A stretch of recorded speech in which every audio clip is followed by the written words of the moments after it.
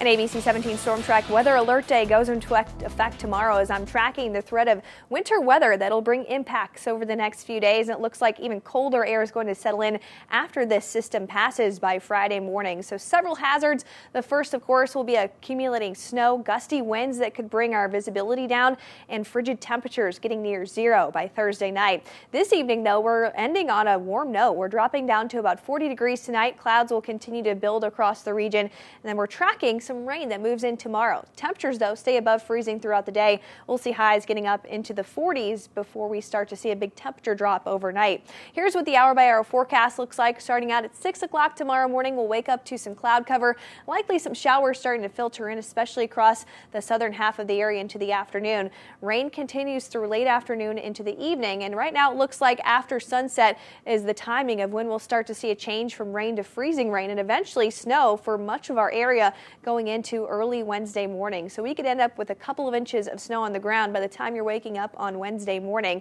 Try to get any of your errands done between tonight and tomorrow, as snowfall will make it very tough to get out and about for much of the day on Wednesday. Snow showers will continue to come in waves throughout much of Wednesday afternoon, likely being the heaviest into Thursday morning. Likely not going to see the back edge of snow, at least until early Thursday afternoon, moving on to the east. So that's going to put our snow totals anywhere from 6 to 12 inches, with the highest band of snow coming across areas along I-70, anywhere from around 8 to 14 inches there. That would be the higher end, but we can count on at least 8 to 12 in this zone between Columbia, Jefferson City, Mexico, and Versailles. Farther south, Lake of the Ozarks to Lynn to Owensville, anywhere from around 6 to 12 inches on the high end. And then farther south along I-44, we're going to have to watch out for some ice accumulation. Also going to see some snow on top of that, but it's going to be very slick to get around in locations across southern Missouri where we could see 3 to 6 inches of snow on top of that ice. Here is the ice tracker that'll start out tomorrow night throughout Thursday.